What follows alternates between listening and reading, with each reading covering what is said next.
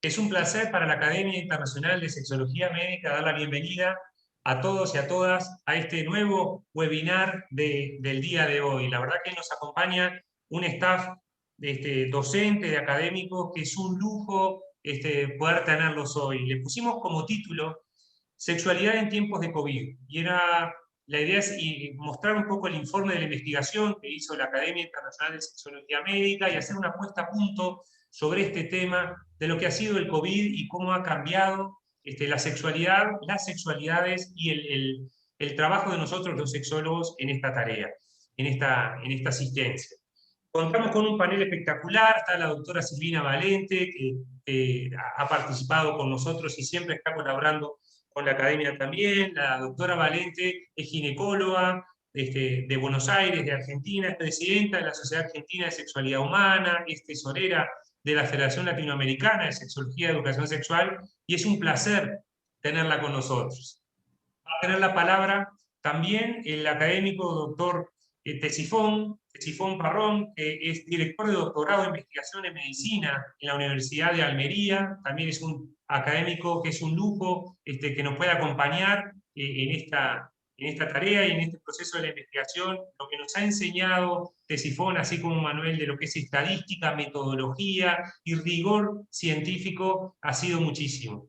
Después toma la palabra el doctor Manuel Lucas, él es el presidente de la Sociedad Española de Intervención en Sexología, que nos va a honrar un poco con su aporte también, y también es un motor brutal de lo que es la Academia de Sexología Médica, y la doctora y amiga Francisca Paqui Molero, presidenta de la Federación Española de las Sociedades de Sexología, que también es un gusto que esté con nosotros en la jornada de hoy.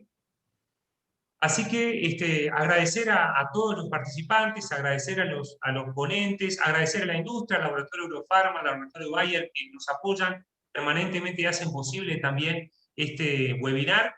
Y bueno, en este tema de sexualidad y COVID y esta investigación, que la doctora Silvina Valente es la que la lideró y es la primera autora de la investigación. Silvina, ¿cómo estás? Contanos un poco cómo surge la idea de esta investigación. Bueno, la idea de esta investigación surgió en una reunión de la academia, la primera reunión presencial virtual ya que tuvimos, que vos eras presidente, y coincidió con la pandemia, o sea, pero no coincidió cuando la OMS declaró al COVID-19 como una pandemia. Y aparte de todo esto, coincidía que tanto España estaba empezando el confinamiento y nosotros acá en Sudamérica también estábamos empezando algunos países el aislamiento. Y en realidad surgió como una idea de poder registrar qué pasaba con la sexualidad y estos eventos, pensando que esto iba a ser una cuestión de 15, 20 días, no más, y que esto iba a poder resolver o que íbamos a poder volver a la normalidad rápidamente. Entonces creo que surgió en un momento donde se registró el como sí, digo yo, con un poco de la euforia, de la sensación que estábamos jugando a la pandemia o estábamos jugando a estar confinados, o que esto era algo que, bueno, nos traía como un aire, pero que la humanidad entera lo iba a superar. Y era un momento muy especial. Y ahí empezamos a decir, ¿y si hacemos algo? Y la verdad es que la academia se acopló, y bueno, y ustedes, vos, Santiago, Manuel, Paqui y Tesifón, aportaron toda su expertise para poder, igual que Cheluis, que Froilán, que Jackie, aportaron un montón de la expertise y fuimos construyendo este trabajo que van a presentar, ¿no? Perfecto, perfecto, clarísimo, y vamos a escucharlo. En realidad, este tipo de estudio en general tiene algunas características particulares, y esta investigación en particular hay algo que la caracteriza en cuanto a lo metodológico. Me gustaría, doctor Tesifón Parrón, que nos contara un poco cómo es la metodología de este tipo de estudios y en este en particular cómo se desarrolló. Bueno, buenas tardes a todos, a los presentes y a los que nos estén viendo. Antes que nada, Santiago, me va a permitir agradecer a la Academia Internacional de Sexología la invitación para participar en este webinar. Es un placer de nuevo volver a veros a todos, a Silvina, a Francisca, a Manuel y a todos los que no están y que participaron en este proyecto. Y la verdad es que, bueno, yo cuando empecé el proyecto tenía la sensación del cura que lo llaman a decir misa en el Vaticano. Entre tantos sexólogos, yo era el único que conocía un poco la parte metodológica y no demasiado. Pero era muy atractivo. La verdad es que era un proyecto muy interesante. Me pareció un proyecto terriblemente atractivo, novedoso, porque no había prácticamente nada publicado, como no había de casi nada del COVID en ese momento. Y además era un reto importante el plantearnos el estudio. Evidentemente yo me gustaría hablar un poco de los aspectos de este tipo de estudios. Voy a intentar compartir la pantalla porque tenía algunas diapositivas para presentarle y hacerlo algo más ameno. Voy a ver si puedo compartirla porque, a ver, el anfitrión habilitó la función de compartir las pantallas a los participantes, evidentemente. No lo sé, no me deja... Ahora, no fíjate me deja. ahora. A ver, ahora. Bueno, pues, como decía, básicamente, a ver si puedo proyectar, insertar, a ver, diseño, copiar. Bueno, no se ve en el modo de proyección, pero bueno, supongo que medio, no sé cómo lo estáis viendo, si lo veis bien o no, ¿vale? Se ve bien. Vamos a ver si puedo proyectar, es que no sé exactamente cómo se puede proyectar ahora mismo con el PowerPoint porque presentación de diapositiva arriba. ¿En? Abajo, abajo, abajo. Abajo en no, la copita. ahora me deja, perdón. Es que estos son los problemas del directo. Bueno, como os decía, efectivamente aquí estamos algunos de los que somos, pero no están todos. Efectivamente también participó el doctor Froilán Sánchez, Jacqueline Brendel, muchísimos trabajos. Voy a ser breve y voy a hablar un poquito de los aspectos metodológicos de este tipo de estudios. Lo cierto es que lo clásico siempre ha sido en el ámbito de investigación, sobre todo en el terreno de las encuestas, pues trabajar con las encuestas clásicas, ¿no? Encuestas en las que se recogían los datos, se llevaban a una base de datos y desde ahí pues se elaboraban y se procesaban y demás. Cada vez más se tiende un poco a este tipo de estudios, quizá porque la tecnología también lo favorece cada vez más y además es algo relativamente novedoso. Tanto es así que se inicia con las primeras encuestas de entrevistas de salud y fue la propia Organización Mundial de la Salud en el año 1988 que crea un panel de expertos con 47 expertos porque se plantean hacer este tipo de encuestas de forma masiva para analizar el estado de salud de la población, que salvando ciertas distancias fue un poco lo que a nosotros nos interesó en aquel momento. Las encuestas de entrevistas de salud pues brindaban de alguna forma el mejor, en algunos casos el único medio para recopilar datos sobre muchos indicadores. De alguna forma, como digo, era quizá el parecido con nuestro tipo de trabajo. En aquellos estudios se pretendía obtener fundamentalmente conocimientos sobre el estado de salud, las condiciones de vida, con la finalidad pues, de buscar también algunos determinantes nuevos, ¿no? De salud, sobre todo factores ambientales, factores sociales, que hasta ahora pues, prácticamente se habían dejado de lado, ¿no? Problemas de tipo social como el paro, como otro tipo de precariedades que se estaban viendo que contribuían de forma importante a la salud, pero que no se habían estudiado. Entonces estas encuestas pues, se revelaron como un instrumento importante y demás. En este guión que establecen estos expertos, básicamente se fundamentan primero, da una serie de recomendaciones para este tipo de estudios, que era la planificación del trabajo, como en cualquier estudio. Aquí yo quiero romper un lance importante porque la planificación del trabajo de campo previa que se realizó fue concienzuda, El equipo de expertos eran, yo creo que los mejores en el terreno de la sexología. Podrían no estar todos, pero era un equipo extraordinario. A mí me pareció, por la rapidez, por el tipo de preguntas que ahora comentaremos y demás, me pareció una planificación maravillosa. Ahí Silvina tuvo una labor fantástica porque no era solo plantear el estudio y planificarlo, sino coordinar a todo el equipo y demás, y por lo tanto me pareció muy interesante. Había que resaltar, y eso sí lo quiero dejar muy claro, porque en algunos ámbitos alguien puede pensar que lo que estábamos intentando era validar una encuesta del estado de salud o de algunos aspectos del COVID. No se trataba de eso, ni mucho menos.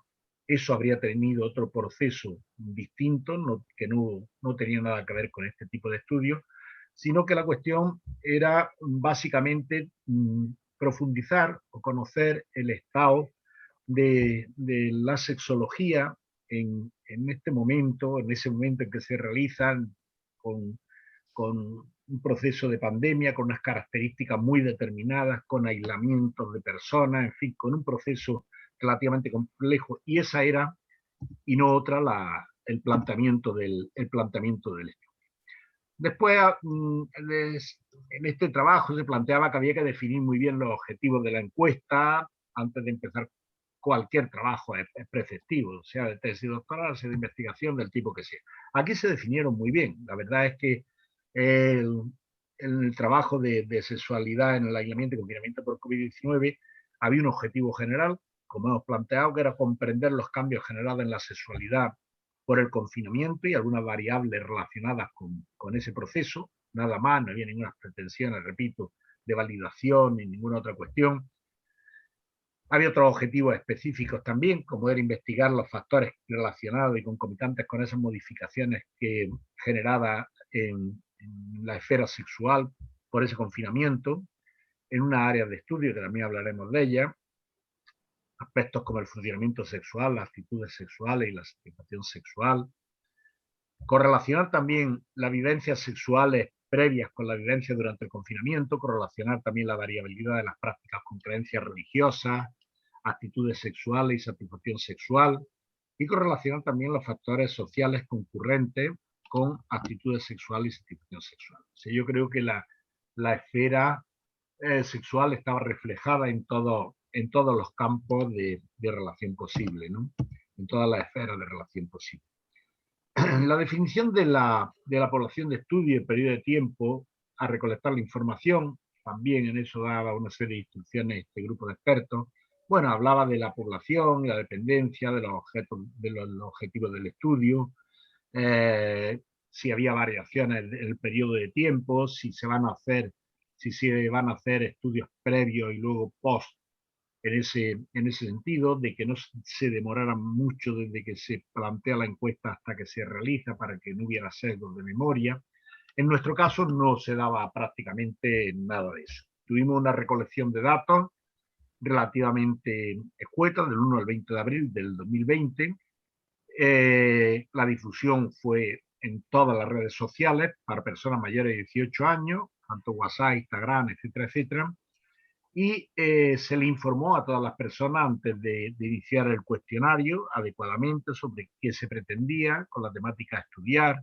Se le habló de algo importante, de garantizar el anonimato, algo que, como todos sabéis, sobre todo en la esfera de la sexología, evita sesgos importantes, sobre todo un sesgo muy conocido, que es el sesgo de no respuesta, porque es peor, ¿no? El contestar de forma inadecuada, de forma contraria a lo que se piensa y demás. Yo sé que hay de forma importante los estudios.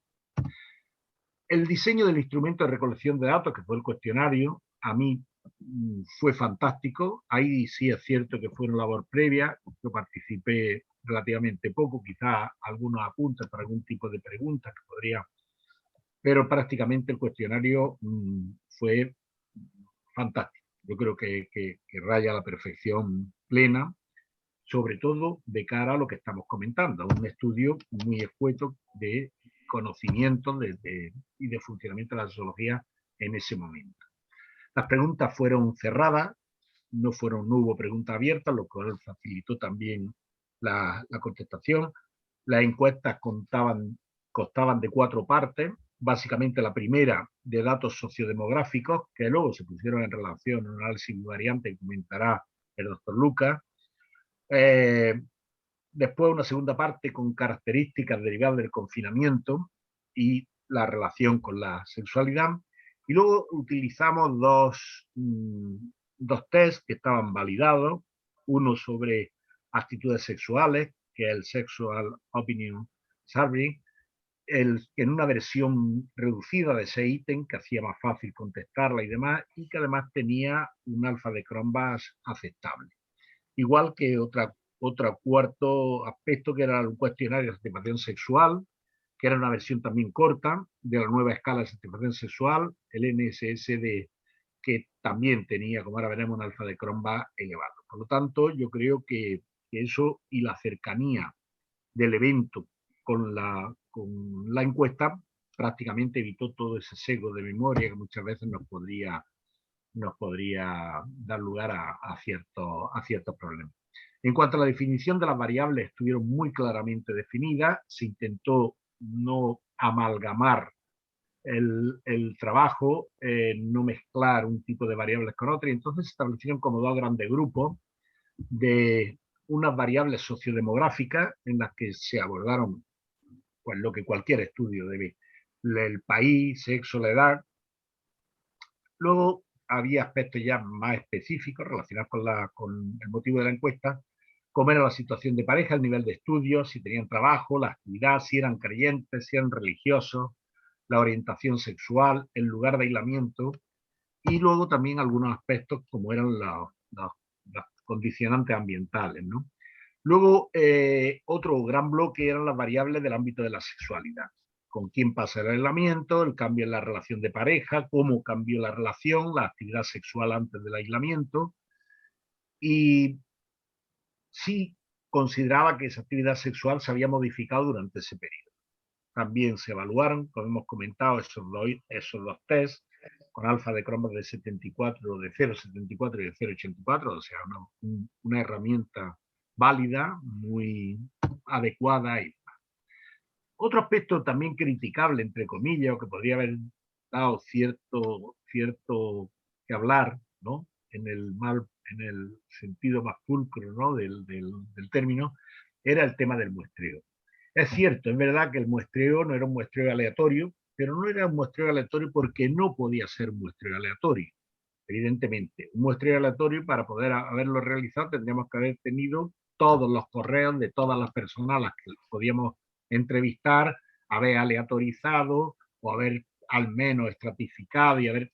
No podemos. Entonces, aceptamos efectivamente, hay muchos tipos de muestreo, se podía haber adaptado desde un aleatorio simple a un muestreo de clúster, pero bueno, se optó por el muestreo posible, ¿no?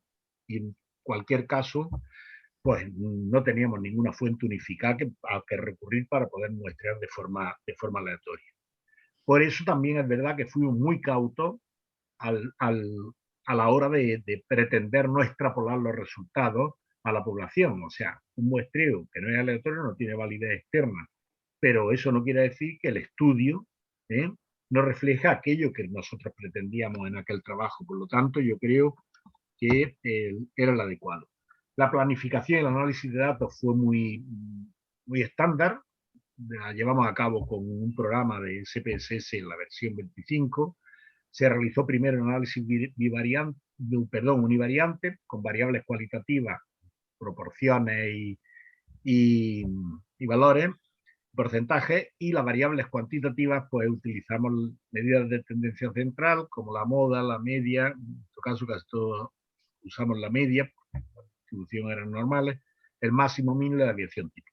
Y para análisis bivariante, pues utilizamos el test de chi cuadrado y utilizamos test de Student para comparar medias cuando eran normales y Udeman-Whitney cuando no lo eran. En el caso de más de 2 medias, que también lo utilizamos en este tipo de test, y él lo comentará también el doctor Lucas, pues utilizamos ANOVA y Kruskal-Wallis para distribuciones normales y no paramétricas, utilizando siempre como valor de referencia la P menor de 0,05.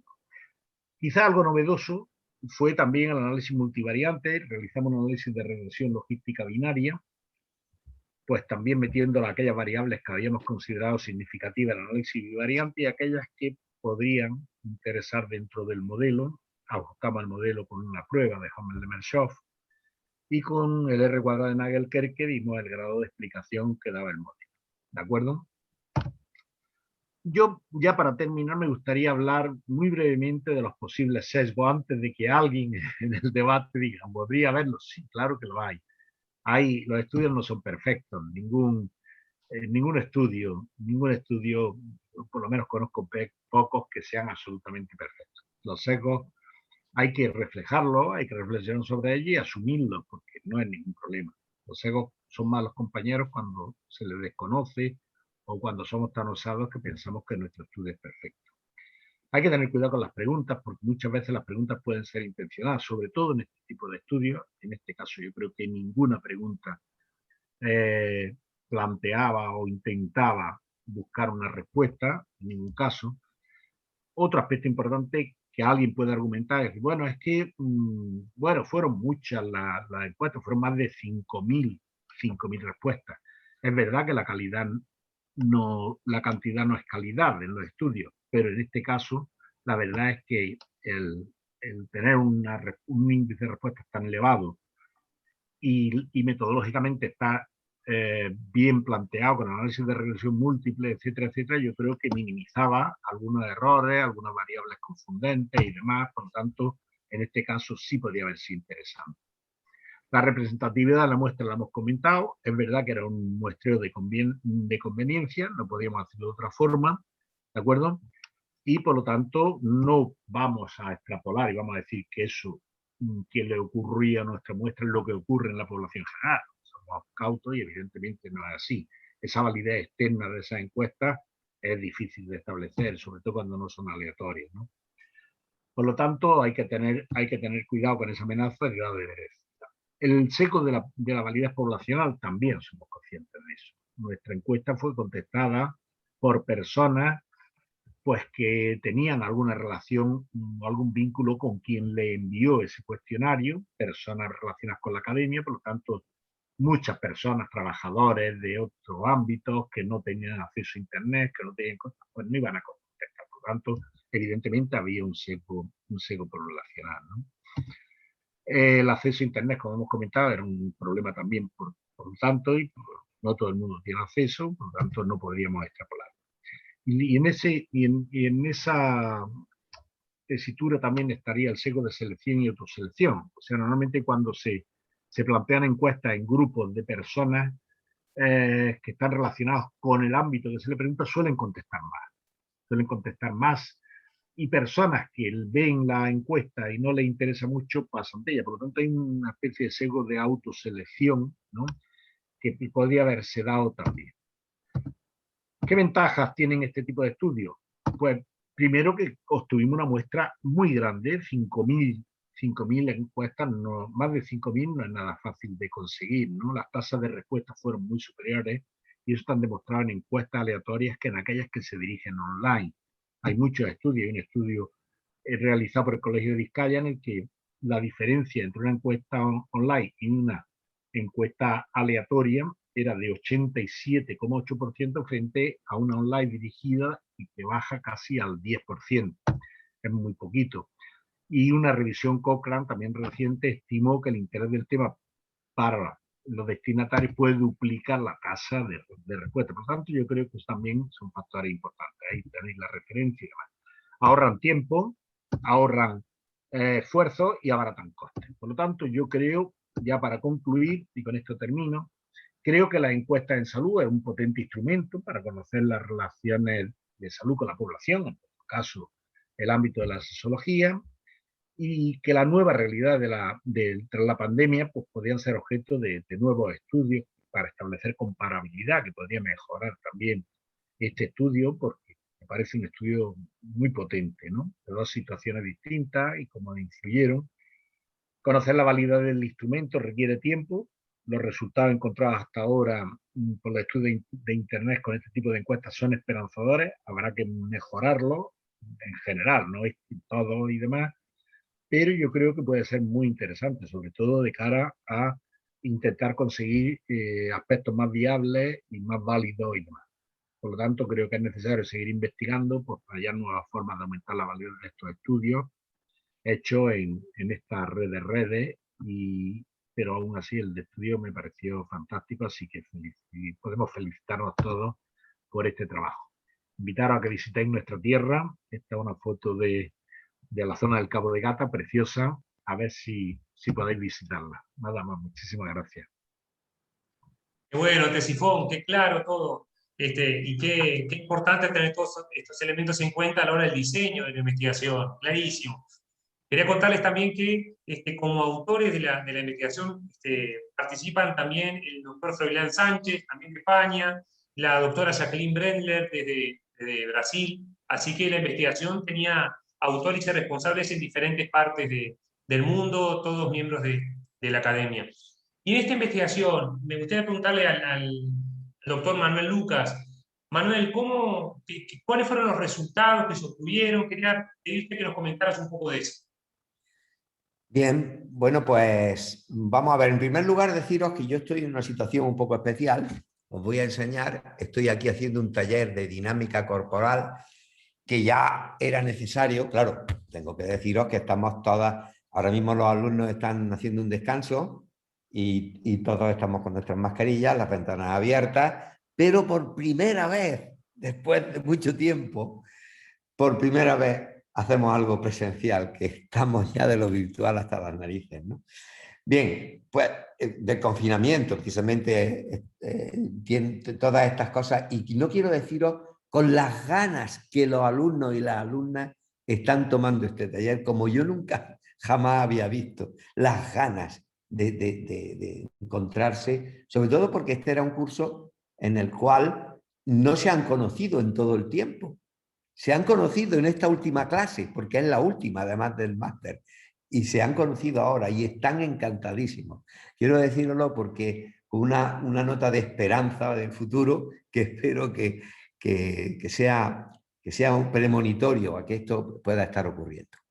Bien, así que me vaya a perdonar, voy a ser un poco rápido porque están los alumnos esperando y yo esperaba que iban a ir un poco más rápido el asunto. Les dije que iban de descanso, pero en fin, voy a ser un poco rápido. Tampoco me voy a entrar mucho en temas metodológicos porque, como veis, digo, me voy a ir a lo más importante de los resultados de la encuesta. Lo más importante que le pueda interesar un poco más a la parte del público que no esté pues, emparentado con metodología y demás. Yo le agradezco mucho a Ctesifón la exposición que ha hecho porque ha dejado muy claro cuáles son los sesgos y cuáles son también las fortalezas de la investigación que hicimos. Y quiero reconocer que en esta investigación que se hizo en medio de un desafío en el cual todas las personas estábamos confinadas en nuestros domicilios durante semanas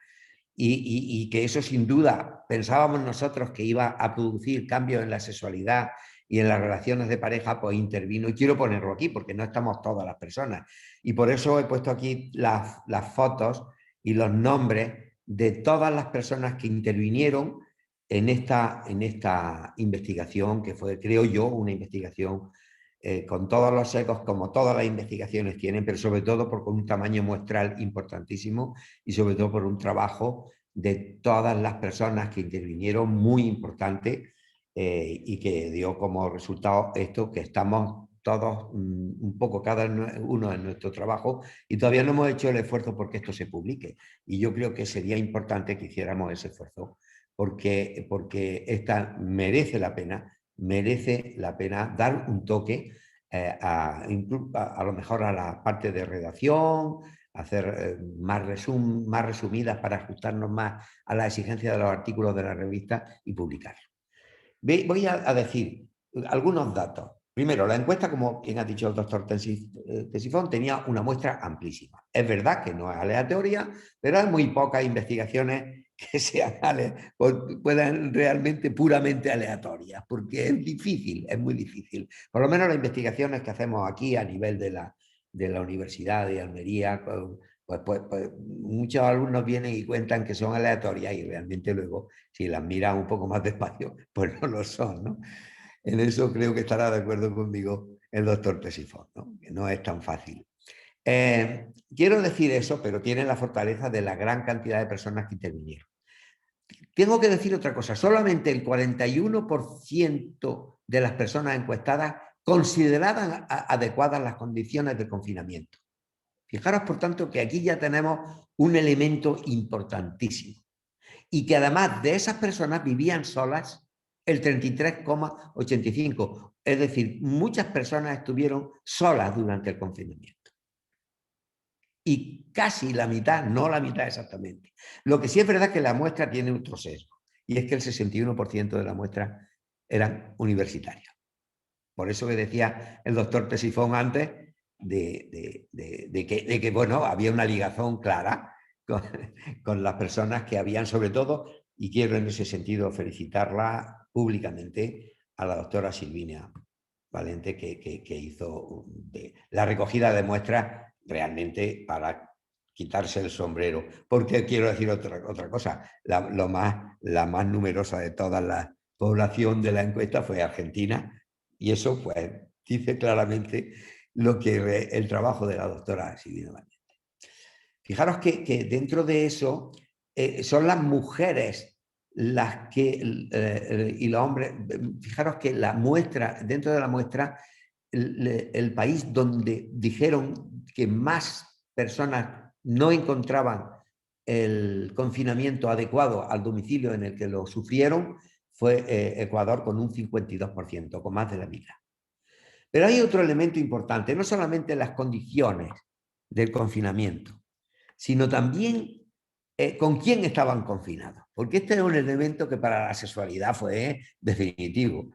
En soledad, el 23,77%. O sea que realmente ahí o había autoerotismo o se echaban manos de la pantalla de nuevo, como estamos nosotros aquí en la pantalla. Si no, difícilmente. O se saltaba el confinamiento, como de hecho vimos que algunos lo hacían. El 21,62% estaba confinado solamente con su pareja. Y el 13,27% está confinado con su pareja, pero también con su hijo.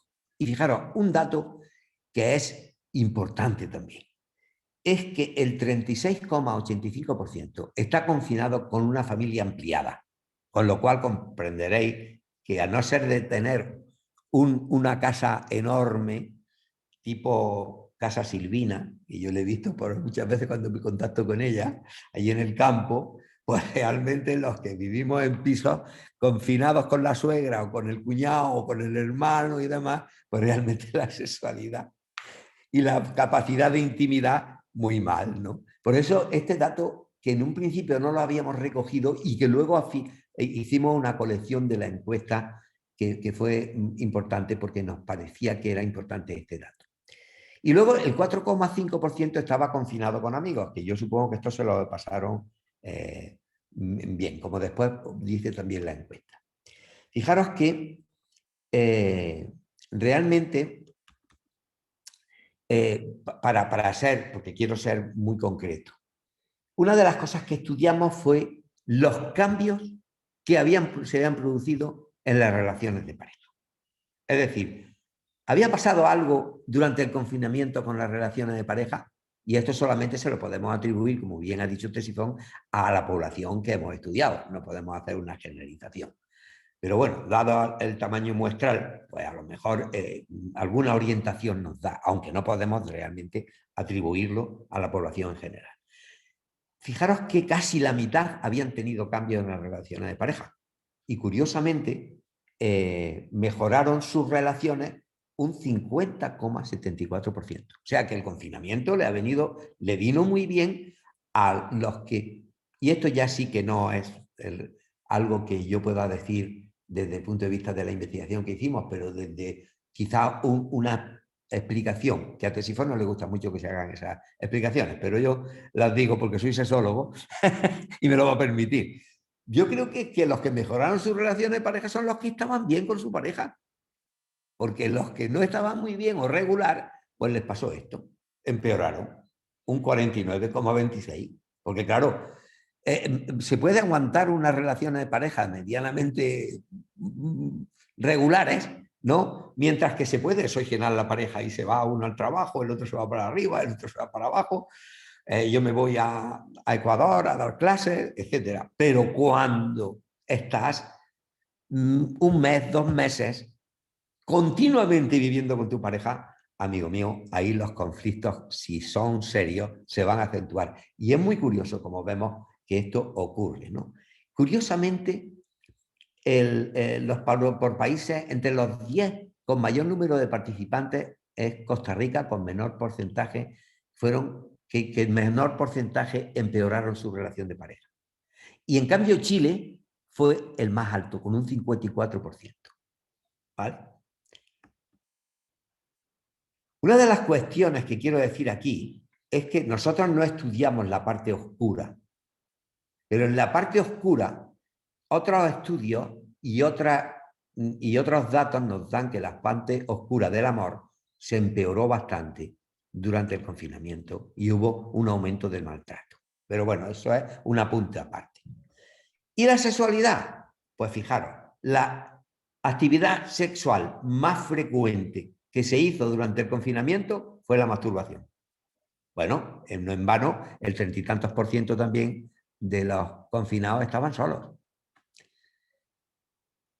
Fijaros que fue esta masturbación en un 38,13%, los hombres ganan por un 43% y las mujeres por un 37%. En cuanto a las relaciones sexuales plenas con la pareja, es la segunda actividad sexual más frecuente durante el confinamiento, con un 32,81%. ¿Y las relaciones virtuales? Pues sorprendentemente solamente fueron un 15%.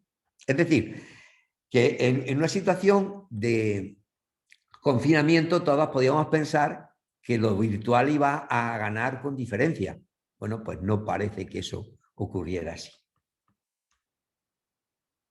Bueno, el total de satisfacción en relación al tipo de actividad sexual durante el aislamiento, pues vemos aquí que las relaciones sexuales plenas con la pareja, pues realmente fueron un 42%, las relaciones sexuales plenas con mi pareja fuera del lugar del aislamiento un 43%, con lo cual quiere decir que muchos se saltaron, fueron pocos, fueron 60, pero bueno, algunos se saltaron el confinamiento.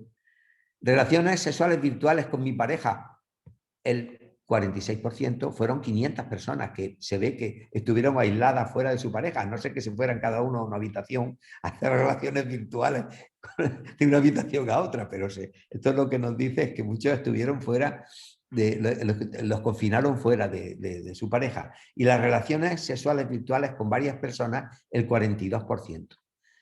En la masturbación, la satisfacción sexual, un 40%, es decir, quizá fue la masturbación la que menos satisfacción sexual produce y produjo. Bien, vamos a ser más rápidos porque no quiero extenderme. Mirar otro dato importante. Personas sin actividad sexual durante el confinamiento fueron el 12,83%. Fijaros que en Ecuador fue el país donde más personas estuvieron durante el confinamiento sin actividad sexual, el 29,4%. Y lo más importante, la satisfacción sexual, ¿qué pasó con ella? Bueno, antes del confinamiento, el 84,1% dijeron haber tenido una sexualidad muy o moderadamente satisfactoria. Durante el confinamiento, solamente el 50,35% dijeron que tenían una sexualidad satisfactoria. Es decir, que hubo una diferencia de un 33,75% de disminución en puntaje de la satisfacción sexual. Y esto fue significativo porque el el índice de capa estaba por debajo del 0,01%. Este elemento es un elemento quizá de los más importantes. Y quiero decir otra cosa. No estoy hablando de cómo hallamos cada uno de estos porcentajes. Quiero decir que algunas de las cuestiones que salieron durante el análisis bivariante, algunas fueron confirmadas con el multivariante que hizo el doctor Tesifón Parrón, pero otras pues no salieron tan confirmadas en este análisis multivariante. De todas formas, lo que podemos concluir en los resultados, fundamentalmente, es que la pandemia sí que ha tenido una incidencia durante el confinamiento sobre las relaciones de pareja y sí ha tenido también una incidencia sobre la satisfacción sexual de las personas. Esto sí lo podemos concluir. Posiblemente lo podemos concluir en la población que hemos estudiado, pero que nos da un cierto reflejo, dada la N de la muestra, de lo que puede haber ocurrido a nivel general. Nada más, muchísimas gracias y ya voy a dejar de intervenir porque yo, sintiéndolo mucho, me voy a retirar de esta webinar porque me están esperando los alumnos y las colchonetas para seguir haciendo trabajo corporal. ¿Vale? Pues un abrazo muy fuerte. Muchísimas gracias a la Academia por habernos dado esta oportunidad y quiero dar también un saludo muy especial a todas las personas que intervinieron en esta y que no están aquí, que por eso he puesto la foto al principio, como el doctor Froilán, como todos los que intervinieron, no solamente los que intervinieron en el análisis y en la redacción del artículo, sino también otras personas que se intervinieron también de la Academia en lo que fue la conformación inicial del cuestionario. Ahí hubo una intervención mucho más amplia de la mayor parte de los académicos, a los cuales quiero también hacer referencia aquí. Vale, pues un abrazo. Excelente, Manuel. Muchas gracias por todo. Voy a dejar de compartir la pantalla y yo voy a silenciar. Perfecto. Bárbaro, quedó silenciado entonces. Bien de bien, Manuel. Muy bien, entonces ahora vamos a dar paso a la autora Molero. También decimos que repetimos como autores el doctor Froilán Sánchez, como autores el doctor Che Luis Montejo, como autores la doctora Jacqueline Brendler. La verdad que la Academia se ha involucrado toda en esta investigación.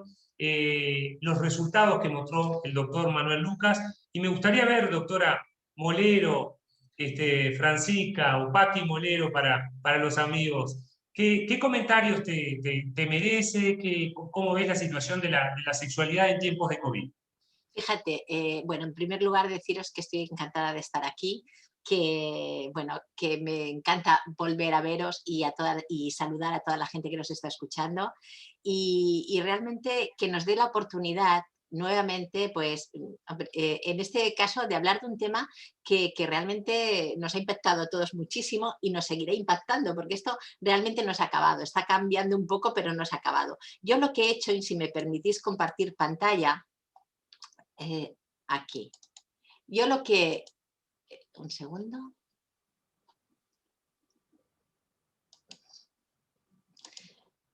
Yo lo que he hecho es hacer una revisión, claro, de lo que ha ocurrido a nivel de lo que se ha publicado con respecto a la sexualidad y a la pandemia, ¿no? Y sobre todo porque a veces nos da la sensación de que sabemos que la sexualidad es muy importante para las personas, la vivencia de la sexualidad es muy importante, forma parte de nosotros y nosotras como sexólogos y sexólogas sabemos la importancia que tiene. Pero tenerlo y verlo realmente, tener la evidencia, pues siempre te da una fortaleza, ¿no?, con respecto a muchas cosas de las que estamos hablando. Entonces, lo que es evidente es que la pandemia del COVID-19 lo que nos ha dado la vuelta a la vida de todas las personas a nivel mundial. Y ha tenido repercusiones dramáticas y sin precedentes, tanto a nivel macrosocial, en la economía y en la política, como a nivel microsocial, en el bienestar psicológico y relacional de las personas. Y un aspecto que se ha estudiado muchísimo en el tema con el tema de la pandemia, aparte evidentemente de las cuestiones médicas de la propia enfermedad y de la situación de urgencia e investigación para intentar buscar soluciones, ha sido el tema de sexualidad. Y ha sido así. Y eso lo demuestran la cantidad de publicaciones que hemos visto. De hecho, yo tengo aquí, que el otro día lo estuve revisando, del Journal Sexual Medicine, se han publicado 1.300. Hay 1.300 publicaciones solamente del Journal Sexual Medicine. Realmente eso te da una idea de la importancia que tiene para las personas el tema, ¿no? Y esas publicaciones que ha habido, pues han tenido que ver con todos los ámbitos de la sexualidad, desde las vivencias, las prácticas, los diferentes colectivos. Se ha estudiado en colectivos con unas patologías determinadas, desde las diferentes realidades, desde el papel de la persona enferma hasta el papel del profesional. Me refiero... Se han abordado muchos de los aspectos que forman la sexualidad. Y yo creo que una de las cosas interesantes que a mí me han hecho concluir después de hacer esta revisión, que evidentemente no me los he revisado todos, pero he revisado los que a mí me han llamado más la atención, evidentemente es totalmente sesgado, pero son los que más me han llamado la atención. Estos estudios lo que sí que hacen es, para mí, ofrecen una evidencia de la influencia del funcionamiento sexual como predictor y marcador del bienestar psicológico y de cómo la actividad sexual regular conduce a una mejor salud relacional. Esto a mí me parece interesantísimo. Ya sé que lo presuponemos de entrada, pero que aparezcan en algunos estudios, por ejemplo, esta evidencia es de este estudio que yo les planteo, del Lancet, que es un estudio que a mí me pareció muy interesante y que realmente... Cuando nosotros hablamos que la sexualidad, la vivencia de una sexualidad satisfactoria, la satisfacción sexual es un elemento positivo de calidad de vida que mejora nuestra salud psicológica, nuestra salud mental y nuestro bienestar, y que lo sabemos evidentemente, pero vuelvo a insistir, tener esa evidencia pues realmente fortalece el tema. Es evidente que ha habido una de las cosas que más nos han afectado y nos siguen afectando es todo el tema, la salud mental en el contexto de la COVID-19. Y esta salud mental y esta afectación nos puede llegar desde diferentes maneras, ¿no? Algunas afectaciones específicas que tienen relación con aquellas alteraciones emocionales de vivencias personales y biográficas que todos y todas hemos tenido alrededor, que pueden estar relacionadas con la enfermedad o con las cuestiones sociales que realmente nos han podido marcar. El hecho de no ver a la familia durante mucho tiempo, el hecho, por ejemplo, de estar en una situación precaria o el miedo a pensar que vas a perder el trabajo, hasta padecer la propia enfermedad con el miedo que ha significado el sentirte vulnerable ante una enfermedad bastante desconocida.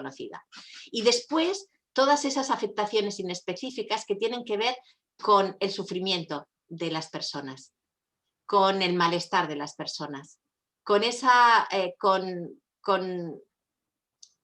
sensación de que realmente el mundo estaba herido, estaba con dolor. Y eso, evidentemente, a todos y a todas las personas pues nos influye, y de hecho yo creo que una de las cosas más importantes, o que yo creo que he percibido con más notoriedad, ha sido la falta de alegría. En un momento determinado, ahora parece que se vuelve un poco a recuperar en según qué sitios del planeta, pero durante mucho tiempo la sensación de falta de alegría, eso es una de las cosas que yo creo que han estado muy presentes a nivel de nuestras vivencias. No voy a hablar ya sabemos, lo del estudio. Yo la verdad deciros que he estado súper orgullosa de participar, que yo creo que muchísimos académicos, prácticamente todos, se han implicado en alguna de las fases de este estudio. Y sobre todo pues con las personas que he tenido más relación de cara a la investigación, y que para mí ha sido un verdadero placer, que he aprendido muchísimo y que estoy súper feliz, que han sido, pues bueno, aparte de Jacqueline y Froilán y Che Luis, pero Santiago, Manuel, Silvina y Tesifón. La verdad es que muchísimas gracias, de verdad, por todo lo que me habéis aportado y por todo el aprendizaje que he conseguido y cómo me habéis hecho sentir. Y eso me parece, bueno, dentro de todo este mare magnum, un poco de sensaciones y de sentimientos a veces un poco oscuros, como decía antes, pues realmente ha sido momentos de luz y de cierta alegría. Aquí muchos estudios, pero yo he cogido estos porque me han parecido que eran muy interesantes para quizás, evidentemente, lo que yo quería conocer un poco, si se parecía o no a nuestros resultados y cómo me podían servir de cara a lo que después sería el trabajo que tenemos que hacer con los pacientes, ¿no? Tanto a nivel clínica como también a nivel de educación y de prevención. Y lo que sí que, y entonces os pongo algunas de las conclusiones que para mí han sido más interesantes, por ejemplo, que en la mayoría de estudios prácticamente refieren esa disminución de la satisfacción sexual que aparece en el nuestro. Es evidente que el nuestro estamos hablando de confinamiento y muchos de estos estudios son posteriores. Por lo tanto, tampoco es lo mismo la situación del confinamiento, en el que estás encerrado en 4 paredes y con una situación determinada en la que todavía tienes menos información de lo que está ocurriendo que en momentos posteriores. Pero aún así, en todos los estudios sí que se refleja una disminución de la satisfacción sexual. Lo mismo que una pérdida del interés sexual debido a la ansiedad y al estrés. Y eso, yo creo que eso es interesante tenerlo en cuenta. La actividad sexual y las relaciones sexuales, de las conclusiones que se extraen, y me parecen interesantes, es que la actividad sexual y las relaciones sexuales tienen un efecto regulador emocional ante las situaciones vulnerables. Esto, y que además hay un vínculo claro entre la regulación de las emociones y la satisfacción sexual, tanto en el hombre como en las mujeres, y con el ajuste diádico sobre todo. Aquí el ajuste en cómo estás tu relación con los demás o con la pareja es fundamental, pero también el hecho de actividad sexual regulador emocional en situaciones vulnerables.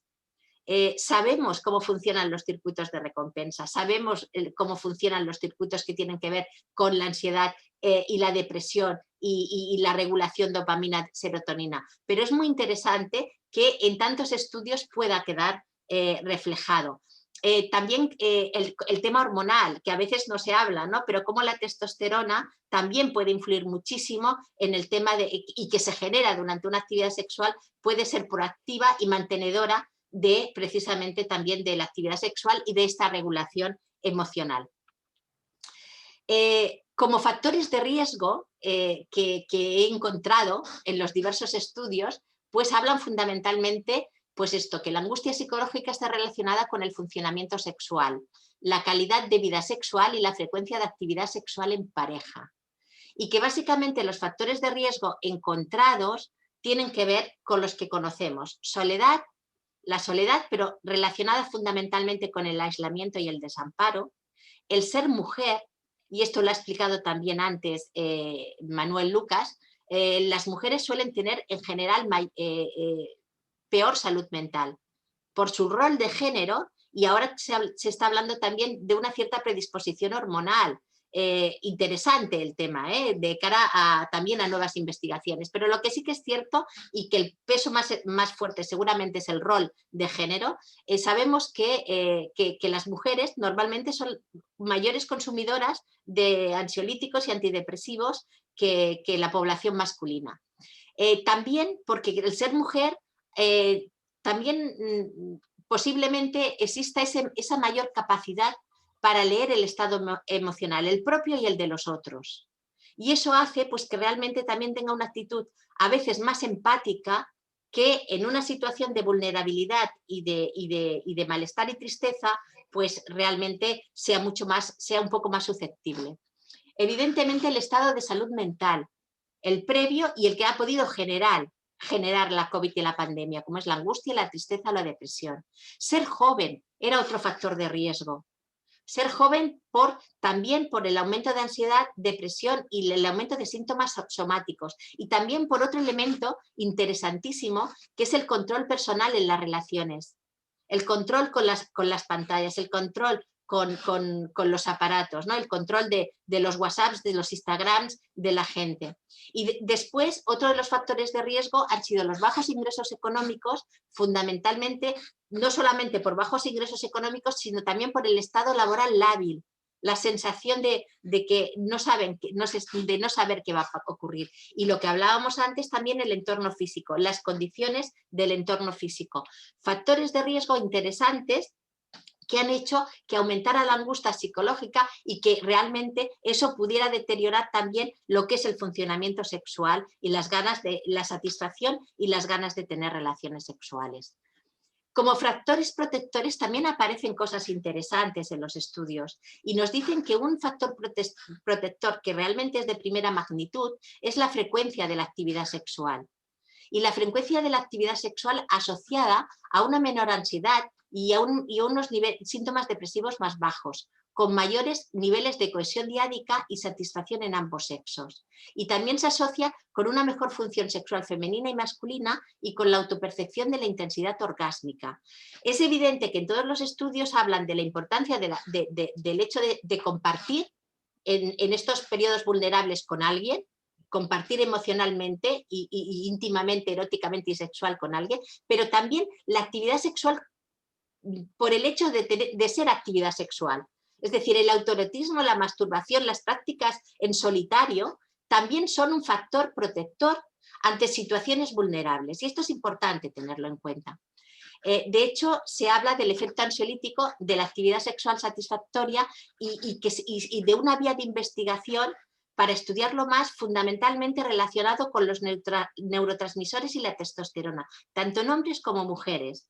Esto también me ha parecido muy interesante porque dentro de todos estos estudios siempre aparecen nuevos caminos, nuevas vías, nuevas cosas que te hacen pensar en cómo seguir profundizando o investigando. Otros efectos que hemos encontrado en la pandemia respecto a la sexualidad en los estudios, pues problemas de pareja, que algunos ya estaban y se han visibilizado y otros no estaban y han aparecido, consumo de pornografía, no por el hecho de consumir más, que eso todo el mundo lo tiene más claro, sino por el hecho de las repercusiones que eso ha podido tener en las vivencias sexuales y en la interacción con las otras personas, disfunciones sexuales y el incremento de las fiestas de chemsex. Antes lo hablábamos, ha habido gente que se ha escapado, no muchos, pero ha habido gente, y realmente se ha notificado un incremento de este tipo de fiestas donde los comportamientos de riesgo realmente eran muy altos. También nos dicen esos estudios que ha habido unas nuevas incorporaciones sexuales, y eso lo sabemos, ha ampliado el abanico de actividades sexuales. Y las más frecuentes que se han encontrado eran pues la de probar nuevas posiciones sexuales con la pareja, el sexting, enviar fotos de desnudos, compartir fantasías sexuales, mirar pornografía, buscar información relacionada con el sexo en línea, tener cibersexo. Y las que se han correlacionado más fuertemente con la mejora sexual han sido las de probar nuevas posiciones, las de actuar sobre las fantasías, participar en algunas prácticas de BDSM y dar masajes. Por el contrario, y eso me parece interesante, las basadas en tecnología más comunes, como el sexting o el envío de desnudos, no estaban relacionados con las mejoras sexuales. Y esto sugiere que si bien era común incorporar más tecnología en la vida sexual, no parecía haber sido tan gratificante como las actividades en persona. Por eso quizás se nos pueden ir un poco los miedos también de pensar qué va a pasar en el futuro, ¿no? Con todo lo que nos está por venir. No sé, yo sigo pensando en que en la esencia de la corporalidad y del contacto físico, a través de todos esos sentidos, pues realmente nos siguen gratificando más.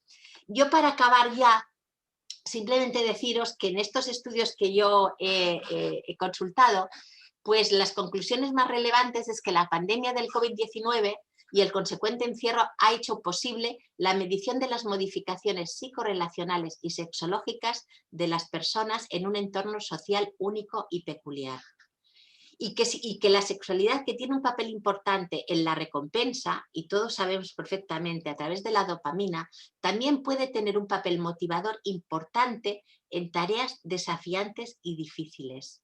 Se podría considerar la salud relacional sexual como una herramienta fundamental para mejorar la adhesión y como predictor único de la salud intrapsíquica. Y que las relaciones sólidas y positivas son uno de los predictores más sólidos de la salud y el bienestar y sirven como importantes factores de protección en momentos de estrés. Y por último, acabar con la importancia de las plataformas basadas en Internet y la telemedicina o la teleasistencia para terapia sexual y psicoterapia, y que son herramientas poderosas que en un momento determinado nos han permitido y nos siguen permitiendo tener un apoyo continuo en momentos vulnerables para personas que no pueden acceder y que también en algún momento pueden abaratar los costes también de lo que puede ser una prestación determinada. El cambio de paradigma con el aumento de los modelos de trabajo de telesalud ha acercado a personas que no tendrían acceso local o que dudarían en buscar aquí pongo un médico en persona o cualquier otro tipo de asistencia.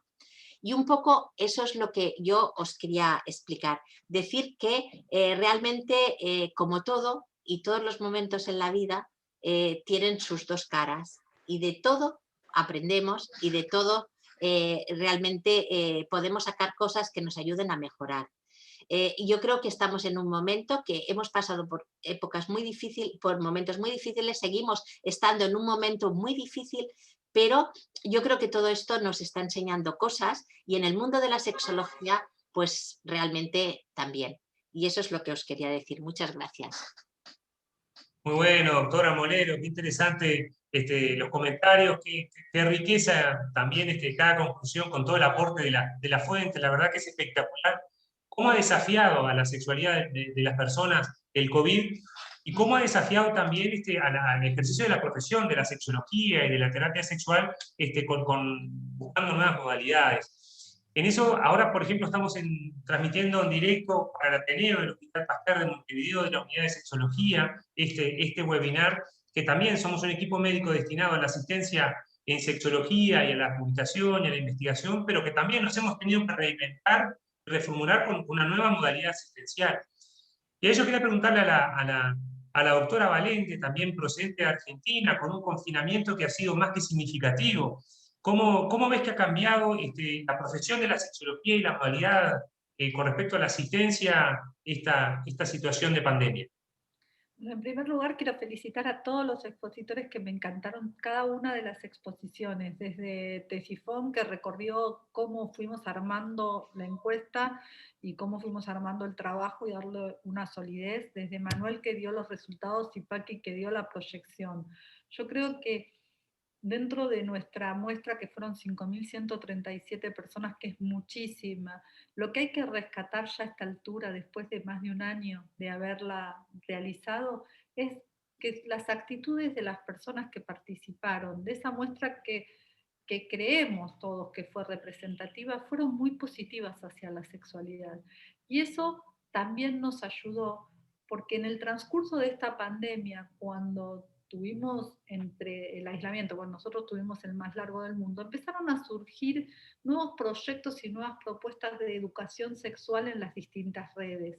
Y eso también, creo que la sexualidad, vamos a hablar en procesos de mindfulness, fue un ancla dentro de lo que podría haber sido la angustia, la depresión y todas las sensaciones negativas que, si bien existen, existieron y van a existir por un montón de tiempo, porque nosotros registramos el estrés agudo, y después esto se hizo un estrés crónico. Entonces vamos a tener seguramente muchas repercusiones a nivel no solamente de la sexualidad, sino de la vida cotidiana.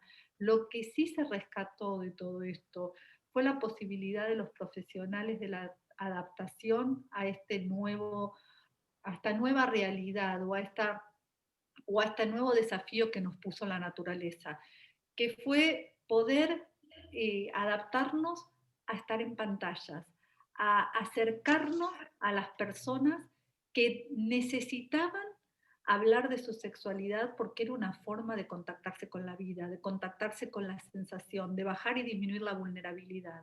Y todo eso creo que como sexólogos nosotros tenemos que estar muy orgullosos porque empezamos a construir no solamente una nueva modalidad de atención, sino una forma de acercarnos, que es verdad que obviamente que nos falta el contacto, ¿no es cierto? Esa corporalidad y esa caricia y ese abrazo y un montón de cosas, pero sí creo que las pantallas abrieron un acercamiento a poder hablar de sexualidad y acercarse a una sexualidad placentera, que las personas puedan llegar a ver y tener a su sexólogo cerca y a tenernos como recurso para empezar a trabajar los problemas de sexualidad que se fueron dando, no solamente por la pandemia, porque esto yo creo que antecedía a la pandemia, pero sí se pusieron a poner de manifiesto y nos pusieron a encontrar en distintas partes del mundo, en distintos lugares, en distintos pueblos, porque acá muchas veces hay poblaciones donde son muy pequeñas y pueden ir al sexólogo, y aumentó muchísimo la demanda de terapias o de solicitudes de terapia de gente del interior, que podían acceder a profesionales de distintas ciudades y tenían mayor libertad para poder consultar y no tenían que ir al sexólogo del pueblo, que era el único que conocía a la familia y al tatarabuelo. Entonces yo creo que estas cuestiones y la organización y el respeto de la confidencialidad dentro de la consulta de telemedicina nos acercó en esto de la terapia. Obviamente que yo creo que la sexualidad no está en riesgo de convertirse en virtual.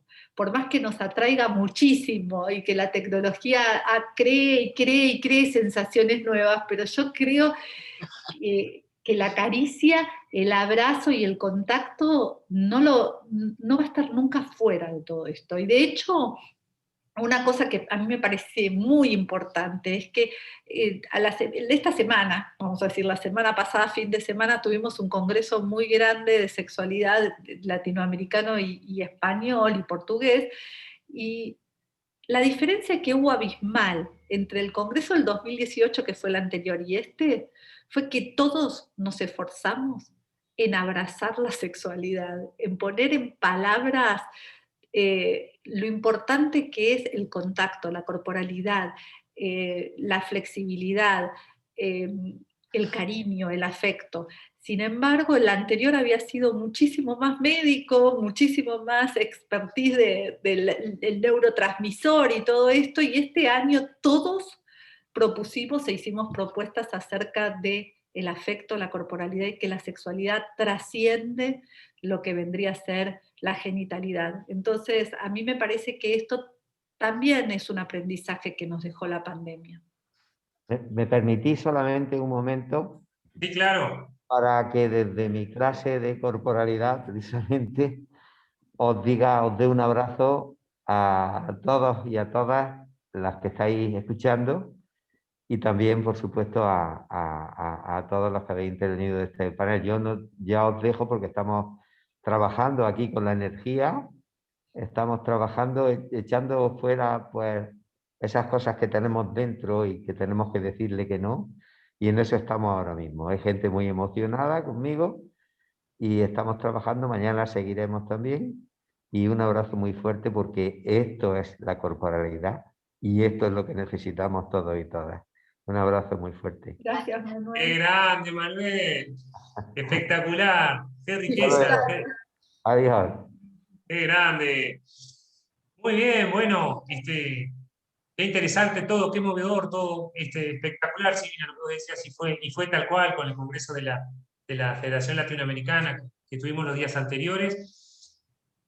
Están llegando muchas felicitaciones para todos, muchas de diferentes países, la verdad que es un lujo el webinar de hoy, como los demás, pero en particular se siente una afectividad bien, bien importante. Yo soy consciente y testigo de todo lo que se trabajó en la investigación, cada cual desde su rol, y realmente poder tener, me parecía importante tener un espacio en que la academia le dé un lugar específico para poder transmitir los conceptos, las conclusiones y cómo vemos en este momento, en mayo de 2021, toda la situación que hemos transitado en el mundo, ¿no? Gracias a todos los participantes, gracias de nuevo a los ponentes, un lujo, Manuel, Tesifón, Silvina, Paqui, también a los demás autores, a Froilán, a Jacqueline, a Che Luis. Ha sido un honor siempre acompañarlos y bueno, motivar un poco a la realización de los webinares, invitar al público a seguir a la Academia en las redes. Tenemos todas las redes, la Academia Internacional de Sexología Médica, donde transmitimos y contaremos ya el próximo webinar que tenemos en junio. Agradecer la presencia y bueno, decirles que es un lujo estar con ustedes, que el afecto es muchísimo y que prontito seguiremos trabajando. Ha sido un placer. El placer ha sido nuestro y maravilloso. Y enhorabuena por el trabajo con la Academia, Santiago, porque lo está haciendo fenomenal. Fuera de serie, de verdad. Enhorabuena. Sí. Y enhorabuena a todos mis compañeros. Fantástica. Muchas gracias, Tesifón. Muchas gracias, de verdad, y muy feliz de estar aquí con vosotros y vosotras, y la verdad es que sí. Y si me lo permites, a finales de noviembre, justo también, bueno, en la segunda quincena de noviembre, justo también con Silvina en Argentina, tenemos el congreso. Coincidimos, ¿eh? No coincidimos, es verdad. Nosotros somos el 13 y ustedes son 19 y 20. Es verdad. Tenemos el congreso de la FES, de la Federación Española de Sociedades de Sexología, y lo tenemos en Jerez de la Frontera. Será híbrido y nos podremos ver, pero de todas formas, si alguien le apetece, bueno, es una zona preciosa, Jerez, y toda la zona de Andalucía, que vale mucho la pena. Y nada, que están todos invitados. Espectacular, qué bueno, Paqui. Gracias. Gracias por la invitación.